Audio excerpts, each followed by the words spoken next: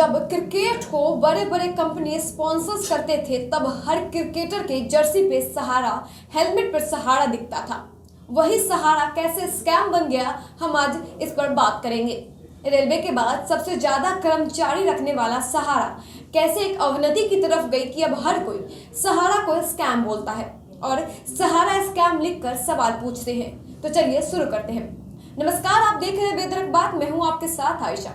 आज के इस वीडियो के जरिए हम आपको सहारा स्कैम के बारे में बताएंगे। सहारा इंडिया खुद को सहारा इंडिया परिवार कहता था। हम आपको बता दें कि पहली बार नेशनल एंथम गंवाने वाला सुब्रत राय का एक ही मकसद था कि नेशनल एंथम का रिकॉर्ड सहारा इंडिया अपने नाम कर ले और दुनिया को दिखा दे कि सहारा कितना बड़ा है। अब देश भर में अखबारों में खबरें छपना शुरू हो गई। सहारा अटेम्प्ट्स नेशनल एंथम रिकॉर्ड। जहां तक आप चर्चा करें वहां तक सिर्फ सहारा ही दिखाई देता था। क्रिकेटर हो, रेलवे हो, एयरलाइंसेस हो, सेलिब्रिटी हो या प्रधानमंत्री, हर जगह सिर्फ और सिर्फ सहारा ही था।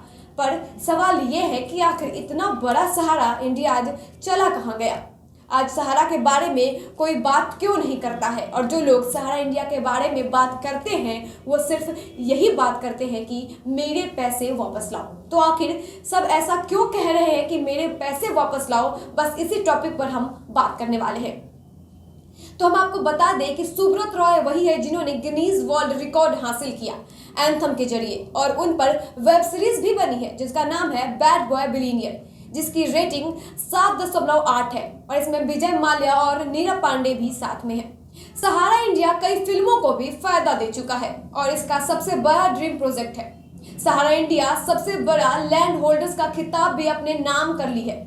भले ये अनाउंस ना हुआ हो, लेकिन सच में इतने लैंड्स खरीदे हैं कि इनका सबसे बड़ा ड्रीम प्रोजेक्ट था एमवी वैली, जिसके बाद सहारा इंडिया परिवार का पतन हो गया। ये चर्चा में तब आए जब अपने बेटे की शादी में 500 करोड़ खर्च किए थे। साथ ही वे प्रधानमंत्री के साथ फोटो खिंचवाई थी और ऐसे बड़े बड़े सेलिब्रिटी को लखनऊ के रोड पर चलवाया था।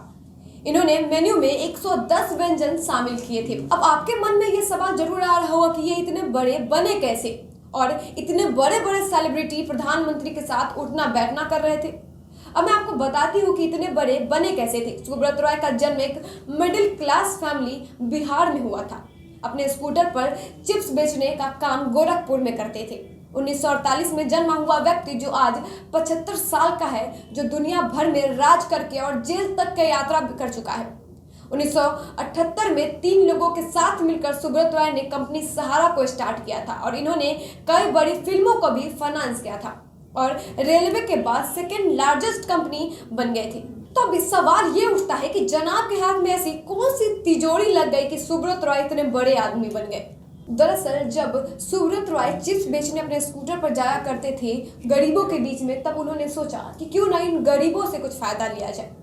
गरीब लोगों को बोला कि तुम 100 कमाते हो, उसमें से बस 20 रुपए मुझे दो, मैं 20 का डबल करके तुम्हें दूंगा, समय तुम तय कर लो।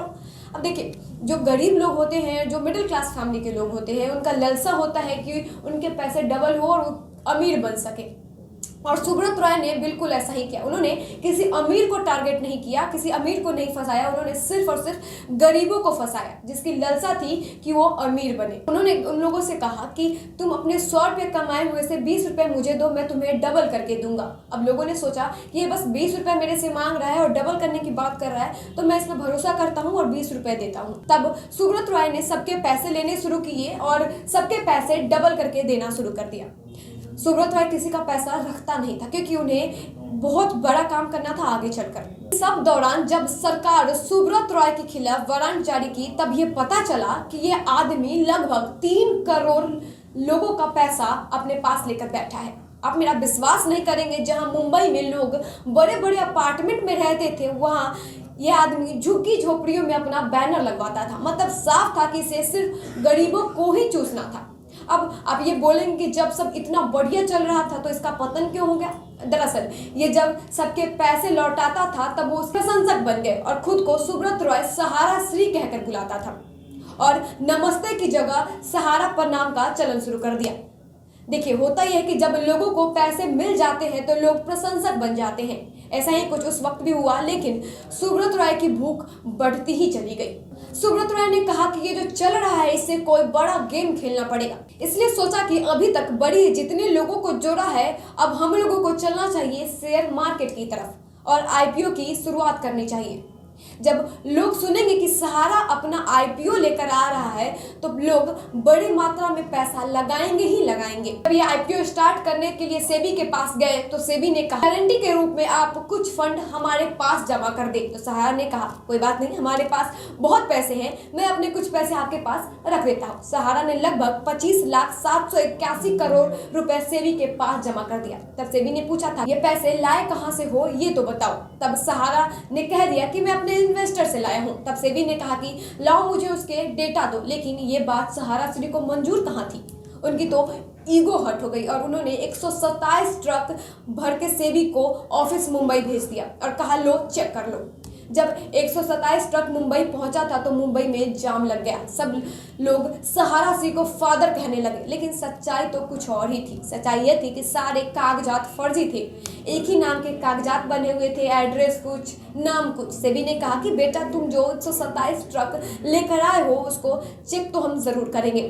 जब सेबी ने उसे चेक किया तो कागजात तो सारे फर्जी थे, एड्रेस कुछ था, नाम कुछ था, नाम कुछ था, एड्रेस कुछ था। सेबी ने सारा मामला समझ लिया और कहा माननीय सहारा श्री अब आप इधर आइए। अब सेबी ने कहा कि हम आईपीओ तो लाने नहीं देंगे, अब बात रही 24,000 करोड़ रुपए की तो लौटाओ तुम जिसे लिए हुए हो। अब पूरा मामला आप समझ रहे होंगे। अब पैसे तो हैं लोग, लेकिन लेने वाले लोग नहीं हैं। सुप्रीम कोर्ट के पास गई और कहा कि सरकार ये आदमी फर्जी है क्योंकि ये काले धन को व्हाइट कराने के चक्कर में यहाँ आया है। फिर सुब्रत राय को तिहाड़ जेल में डाला गया 2 साल के लिए और आप जानकर चौंक जाएंगे कि अब तक सहारा को वो आदमी ही नहीं मिला है जिससे वो पैसा लौटा सके। और रिपोर्ट के मुताबिक मात्र 138 करोड़ रुपए निवेशकों को मिला है, क्योंकि बाकी जो धन है वो ब्लैक मनी है। और सहारा ये नहीं चाह रही है कि जो नेताओं की डेटा है वो सुप्रीम कोर्ट तक पहुंचे। आज की इस वीडियो में बस इतना ही, फिर हम बात करेंगे सहारा स्कैम के बारे में अगले वीडियो में। तब तक बने रहिए वेदरक बात के साथ। धन्यवाद।